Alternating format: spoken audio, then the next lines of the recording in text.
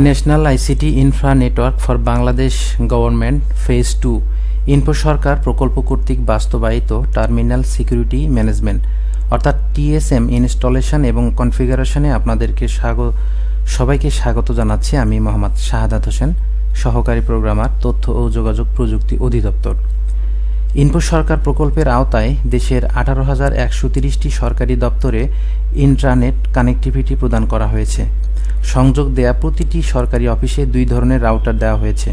রাউটারগুলো যথাক্রমে AR157VW অথবা AR1220VW মডেলের। ইন্টারনেট কানেক্টিভিটি অ্যাক্টিভেট করার জন্য পিসিতে কনফিগার করে নিতে হবে। এই কনফিগারেশনকে টার্মিনাল সিকিউরিটি ম্যানেজমেন্ট বা সংক্ষেপে টিএসএম বলা হয়। টিএসএম প্রক্রিয়া সম্পূর্ণ করবার পূর্বে রাউটারটিতে বিদ্যুৎ সংযোগ নিশ্চিত করতে হবে এবং এর সঙ্গে মূল কেবল সংযোগ রয়েছে কিনা তা চেক করতে হবে। সংশ্লিষ্ট জেলা এবং সার্ভার রুমে নিরবিচ্ছিন্ন বিদ্যুৎ সংযোগ নিশ্চিত করতে হবে। ধাপে ধাপে পুরো প্রক্রিয়াটি আমি আপনাদেরকে দেখাবো। বিসিসিতে সংরক্ষিত এনআইসিটিসিতে প্রতিটি সরকারি দপ্তরের জন্য একটি করে আইডি দেওয়া হয়েছে। উক্ত আইডিটির সঙ্গে সমন্বয় করতে না পারলে ইন্টারনেট কানেক্টিভিটি অ্যাক্টিভ করা যাবে না। এর জন্য আপনাদেরকে প্রথমে infosarkar.bcc.net.bd ওয়েবসাইটটিতে প্রবেশ করতে হবে। এই ওয়েবসাইটটি থেকে ইনফো সরকার ফেজ 2 প্রকল্পের যাবতীয় নির্দেশনা ও যে কোনো তথ্য পাওয়া যাবে। তো চলুন আমরা একটি ব্রাউজার ওপেন করে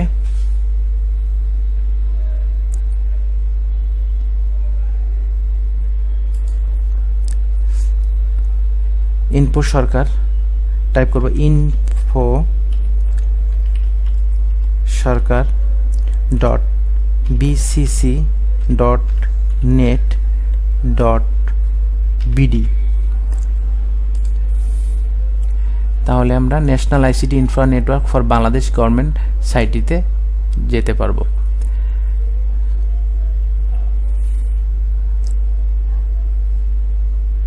ওয়েবসাইটটিতে বিভিন্ন নির্দেশনা দেওয়া আছে, যেমন এখানে আমরা দেখতে পাচ্ছি টিএসএমএ অফিসের ইউজার নেম সহ অফিসের নামের নমুনা।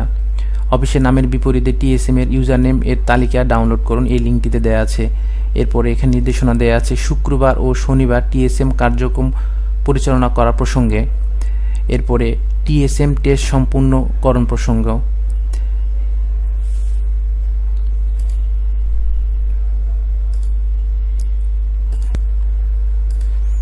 এরপর এই বিভিন্ন নির্দেশনা থেকে ইনফো সরকার প্রকল্পের কানেক্টিভিটি কার্যকর করার প্রক্রিয়া টিএসএম এর রিড মোর অপশনটিতে আমরা সিলেক্ট করব। তাহলে আমরা এখানে কিছু নির্দেশনা পাব। নির্দেশনাটি এখানে ডিটেলস দেওয়া আছে।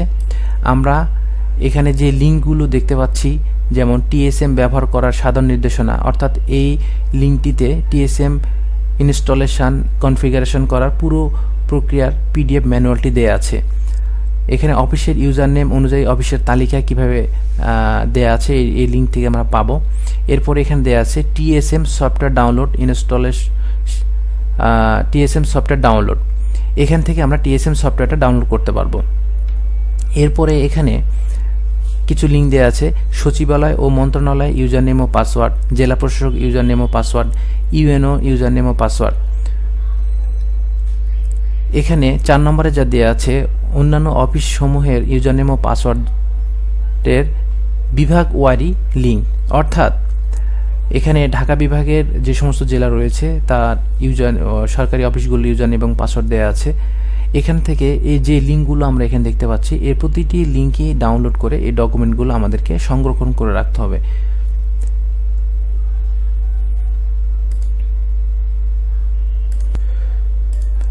এখন আমাদের নিজ নিজ বিভাগের নিজ নিজ জেলার সরকারি অফিসগুলোর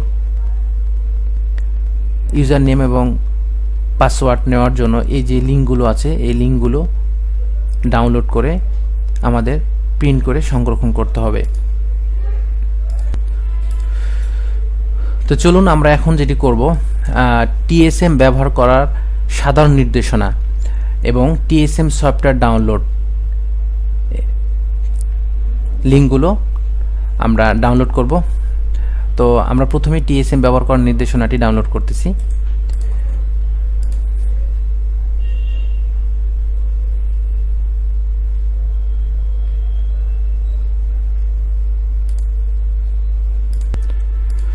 আমাদের ডাউনলোড টিএসএম ব্যবহার করার নির্দেশনা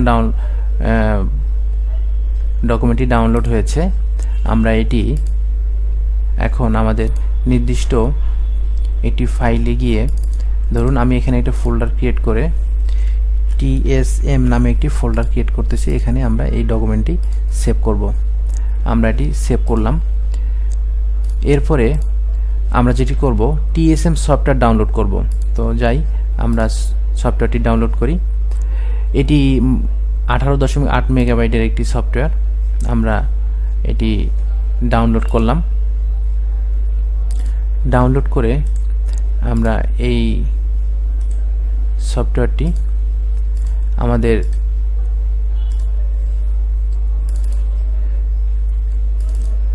টিএসএম নামে যে ফোল্ডার করেছি এখানে আমরা এই সফটওয়্যারটি রাখলাম। ধরুন আমি রাজশাহী বিভাগের নাটোর জেলার বিভিন্ন সরকারি অফিসের ইউজার নেম এবং পাসওয়ার্ডটি সংরক্ষণ করব। সেক্ষেত্রে রাজশাহী বিভাগে আমরা ক্লিক করলে আমাদের এই রাজশাহী বিভাগের সমস্ত জেলার এবং উপজেলার আইডি এবং পাসওয়ার্ড আমরা পাবো। এটি সংরক্ষণ করব।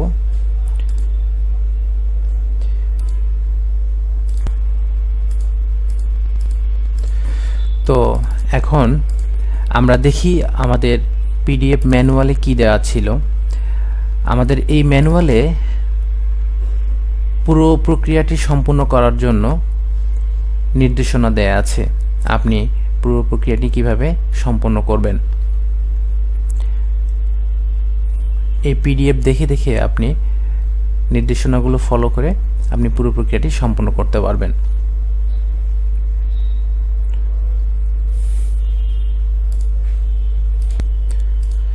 এখন দেখি টিএসএম রাজশাহী ডিভিশনের যে সরকারি অফিসগুলোর আইডি এবং পাসওয়ার্ড রয়েছে সেগুলো। ধরুন আমি নাটোর জেলার সরকারি অফিসগুলোর ইউজার আইডি এবং পাসওয়ার্ড নেব। সেক্ষেত্রে এখানে টোটাল 27টি পেজ রয়েছে। আমার পুরোটি দরকার নেই, আমার শুধু নাটোর জেলা দরকার। সেক্ষেত্রে ফাইন্ড থেকে আমি নাটোর, যদি দেখুন এখানে 17 নম্বর পেজে নাটোর জেলাটি শুরু হয়েছে। এখন এই নাটোর জেলা যে অফিসগুলো রয়েছে এটা দেখি কয় পেজ পর্যন্ত রয়েছে। এখানে দেখুন সিংড়া, রাজশাহী ডিভিশন, নাটোর সিংড়া উপজেলা, অর্থাৎ 17 নম্বর পেজ থেকে 20 নম্বর পেজ পর্যন্ত আমার নাটোরের জেলার অফিসগুলো। তাহলে আমাকে 27টি পেজ প্রিন্ট না করে জাস্ট 17 থেকে 20 নম্বর পেজ পর্যন্ত প্রিন্ট করলে হবে, এবং এটি আমাদের প্রিন্ট করে সংরক্ষণ করতে হবে। প্রয়োজনীয় ডকুমেন্টগুলি ডাউনলোড করা সম্পন্ন হলে আমাদের টিএসএম এজেন্ট সফটওয়্যারটি ইনস্টল করতে হবে। তো চলুন আমরা টিএসএম সফটওয়্যারটি ইনস্টল করব। তার আগে যে কাজগুলি করতে হবে সেটি আমি আপনাদেরকে এখন দেখাবো। ইনস্টল করার পূর্বে আমাদের যেটি করতে হবে, রাউটার যদি অফ থাকে সেক্ষেত্রে রাউটারটি অন করতে হবে। এর জন্য রাউটারটি অন হতে 10 থেকে 12 মিনিট সময় নিতে পারে। এরপরে রাউটারের পোর্ট হতে ক্যাট 5 বা ক্যাট 6 কেবল ব্যবহার করে পিসির ল্যান পোর্টে সংযোগ দিতে হবে। এরপরে আমাদেরকে যা করতে হবে, স্টার্ট বাটন থেকে কন্ট্রোল প্যানেলে আমরা যাব। এরপরে নেটওয়ার্ক অ্যান্ড শেয়ারিং সেন্টারে যাব। এখান থেকে এই যে লোকাল এরিয়া কানেকশান এই অপশনটিতে আমরা ক্লিক করব। এরপরে আমাদের এই যে প্রপার্টিস রয়েছে, এই প্রপার্টিসে আমরা ক্লিক করব। এরপরে এখানে দেখুন internet protocol version 4 TCP IPv4, এইটাতে আমরা ডাবল ক্লিক করব। করার পরে যদি আমাদের এই রেডিও বাটনের এই যে use the following IP address থেকে থাকে, সেক্ষেত্রে আমাদেরকে এই যে obtain an IP address automatically, এটা কি এই রেডিও বাটনটা আমাদেরকে ওকে করতে হবে। এইটা এটা ওকে করতে হবে এবং এখানে obtain DNS server address automatically এটা আমাদেরকে এই রেডিও বাটনটি ওকে করতে হবে। এরপরে ওকে বাটনে আমাদেরকে ক্লিক করতে হবে, এরপরে আবার ওকে। এখন আমরা এখানে যদি দেখি ডিটেলসে, তাহলে আমরা এখানে দেখতে পাবো যে IPv4 অ্যাড্রেস 172.26.77.246 এই আইপিটা, এবং এখানে দেখেন IPv4 ডিএনএস সার্ভারটি অ্যানেবল হয়েছে। এখানে DHCP অ্যানেবল ইয়েস দেখাচ্ছে, শো করতেছে। সুতরাং আমাদের এই কাজটি আমাদের করতে হবে। TSM এজেন্ট সফটওয়্যারটি ইনস্টল করব। তো দেখুন আমরা এখন সফটওয়্যারটি ইনস্টল কিভাবে করব। TSM এজেন্টে ডাবল ক্লিক করার পরে এই উইন্ডোটি আসবে, এখানে আমরা ইয়েস ওকে করব। আমাদের কয়েক মিনিট সময় নেবে, ওকে প্রেস করব। সফটওয়্যারটি ইনস্টলের জন্য আমাদের কিছু সময় নেবে। এরপরে নেক্সট, এরপরে I accept the terms and licence agreement, next, install, next. সফটওয়্যারটি ইনস্টল হচ্ছে। সফটওয়্যারটি ইনস্টল হবার শেষে কম্পিউটারটি রিস্টার্ট নেবে। আমাদেরকে অবশ্যই কম্পিউটারটি রিস্টার্ট দিতে হবে।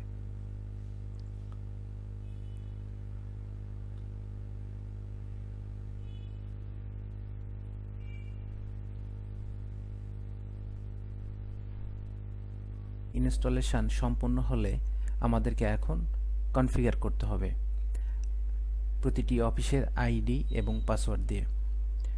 তাহলে চলুন আমরা এখন কনফিগারটা করি। কনফিগারের আগে দেখুন এখানে টাস্কবারের ডান পাশের এই আইকনটিতে আমরা যদি ক্লিক করি, তাহলে এখানে নেক অফলাইন একটি অপশান দেখাচ্ছে। এখানে আমরা এখন ডাবল ক্লিক করলে প্রথমে আমরা এরকম উইন্ডোটি পাবো। অর্থাৎ এখানে দেয়া আছে অ্যাকাউন্ট, অর্থাৎ এই অ্যাকাউন্টটা হবে ইউজার অ্যাকাউন্ট প্রতিটি অফিসের জন্য, যেটা আলাদা আলাদা দেয়া আছে। এবং পাসওয়ার্ড, বর্তমানে ডিফল্ট পাসওয়ার্ড ইনফো সরকার 2, এটি সবার জন্য ডিফল্ট হিসেবে দেয়া আছে। তো প্রথমে যে কাজটি করতে হবে, এর জন্য আমাদেরকে এই অ্যাডভান্স অপশনটিতে ক্লিক করতে হবে। ক্লিক করলে আমরা এখানে সার্ভারের এখানে একটি আইপি অ্যাড্রেস দেখছি, এটা ডিফল্ট আকারে আছে। এইটা এখানে যেটা করতে হবে, প্রত্যেকটা বিভাগ ওয়ারি এই আইপি অ্যাড্রেস আলাদা দেয়া আছে। আমাদেরকে এখানে বিভাগ ওয়ারি আইপি অ্যাড্রেসটা বসাতে হবে। তাহলে ধরুন আমি রাজশাহী ডিভিশনের আইপি অ্যাড্রেসটা নেব। তাহলে আমরা এই যে BN client for TSM manual, যে ম্যানুয়াল পিডিএফটি আমরা ডাউনলোড করেছিলাম, এখানে ডিভিশনাল আইপিটা দেয়া আছে। আমরা এই আইপিটা এখানে দেব। এই যে এখানে প্রতিটা ডিভিশনের আইপি অ্যাড্রেস আলাদাভাবে দেয়া আছে। আমরা রাজশাহীর জন্য দেব। তাহলে আমরা যেটা করব, রাজশাহীর আইপি হচ্ছে সার্ভারের আইপিটা 172.22.120.135 দেওয়ার পরে আমাদেরকে সেভ অপশানটি ক্লিক করতে হবে। তাহলে এটি সেভড হয়ে যাবে। এটি প্রথমেই করতে হবে।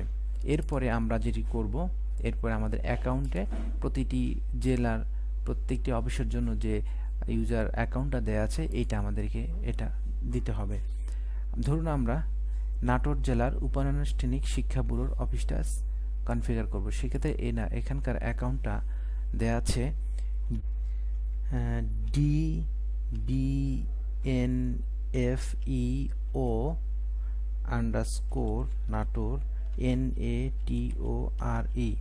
এখানে দেখুন অফিসের প্রথমে ডিটি ক্যাপিটাল এবং ডিস্ট্রিক্টের যে এখানে নামটা আছে এই এনটা ক্যাপিটাল।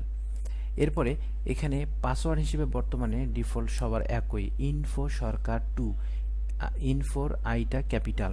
সুতরাং আমরা ডিফল্ট পাসওয়ার্ড এখানে দেব INFOSARKER2। এরপরে আমরা লগ ইন করব। লগ ইন করলে আমাদের ইন্টারনেট কানেক্টেড হতে কিছুক্ষণ সময় নেবে। আমরা একটু ওয়েট করব। হ্যাঁ, কানেকশনটা ওকে হয়ে গেছে। তাহলে দেখুন, এখন যদি আমরা এখানে নেক এজেন্টে মাউস পয়েন্টারে নিয়ে যাই, তাহলে এখানে দেখাচ্ছে অনলাইন, অর্থাৎ আমাদের কানেকশনটা ওকে।